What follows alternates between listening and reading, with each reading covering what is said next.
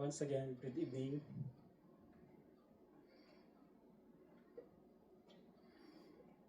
Tonight, we begin the season of Lent, a 40-day journey leading to Easter Sunday, excluding the Sundays in between. Lent is a sacred season of reflection, repentance, prayer, and renewal. It is a time we intentionally draw near to God.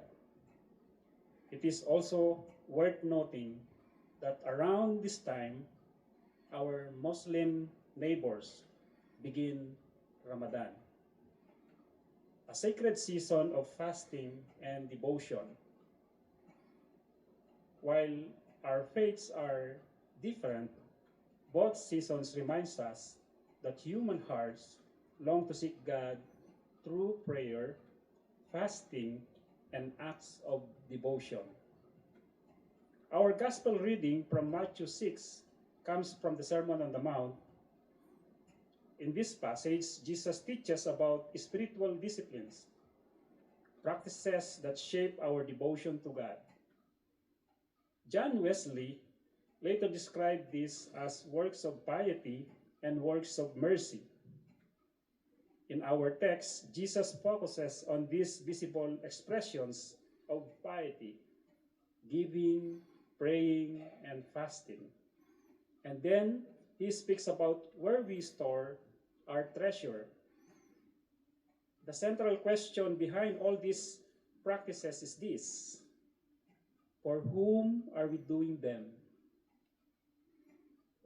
In verse 2, Jesus says, "Wherever you give alms, do not sound a trumpet before you." There is no historical evidence that people literally blew trumpets when giving in the synagogue. Jesus is using vivid exaggeration to make a point. He is describing a person who wants attention, someone who turns an act of mercy into a public performance. Helping the poor was, and still is, a sacred duty before God.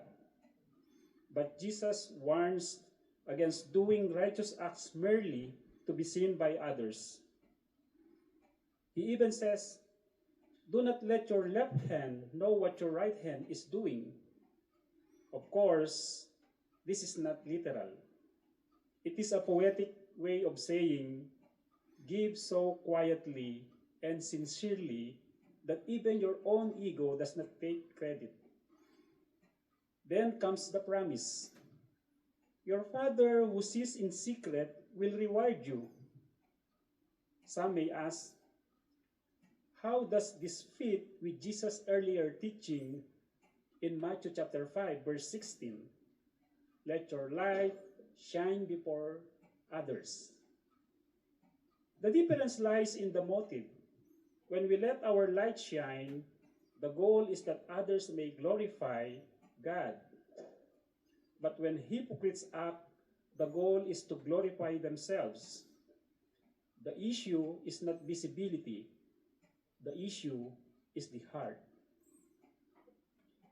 Jesus continues, when you pray, do not be like hypocrites, for they love to stand and pray in the synagogues and at the street corners, so that they may be seen by others. Public prayer itself is not wrong. The synagogue was a house of prayer. Jesus himself prayed publicly. The early church gathered for communal prayer. What Jesus condemns is performative prayer, prayer that is directed more toward the audience than toward God. He says instead, go into your room and shut the door. The inner room refers to a private storeroom in a house, a hidden place. The message is clear. Prayer is not about location, but about direction. True prayer is addressed to God alone. Even in public worship, our prayers must remain God-centered, not people-centered. A prayer whispered in a quiet room is just as holy as one spoken in a grand sanctuary, because holiness comes from the one to whom we pray. Jesus then speaks about fasting. Whenever you fast, do not look dismal like the hypocrites, for they disfigure their faces so as to show others that they are fasting. In biblical times, fasting often included wearing sackcloth, putting ashes on one's head, and abstaining from washing. In the Old Testament, only one national fast was commanded, the Day of Atonement. Later traditions added other communal and voluntary fasts. Fasting is the voluntary abstaining from food for spiritual purposes, repentance, mourning, or deep prayer.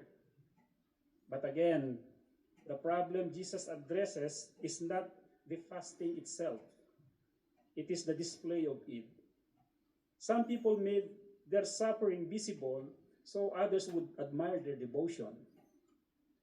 Jesus teaches the opposite. Wash your face, anoint your head, live normally. Let your fasting be known only to God, even in self-denial. The temptation of pride can creep in. Lent reminds us that we can even become proud of our humility.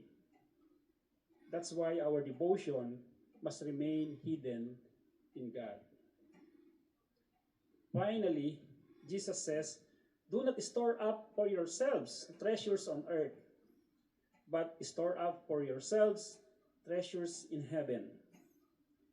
Earthly treasures are fragile. Moth and decay consume them. Thieves steal them. The word translated rust literally means eating, possibly referring to corrosion or even insects that destroys clothing and grain. But heavenly treasures is secure. It is eternal. Jesus does not give a detailed formula for how to store treasure in heaven. Instead, he leaves space for faithful creativity.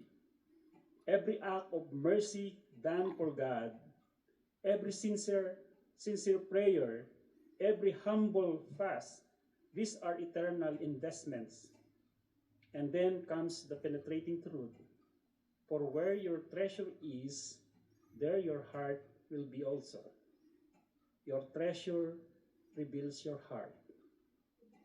So, how can we apply this passage in our present situation? So, as we reflect on this passage, let us ask ourselves, first, are we seeking God's approval? Are our spiritual practices genuine? Second, how can we give selflessly? How can we prioritize others' needs? And third, is our treasure in heaven? Are we prioritizing eternal things?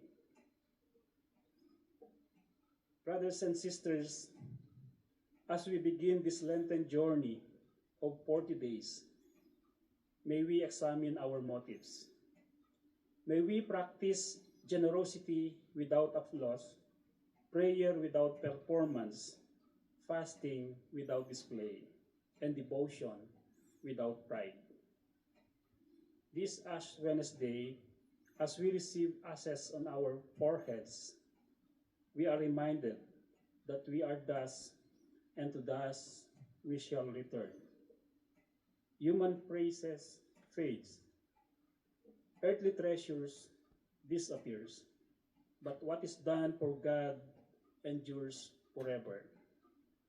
May we practice our piety before God and not before others. Amen.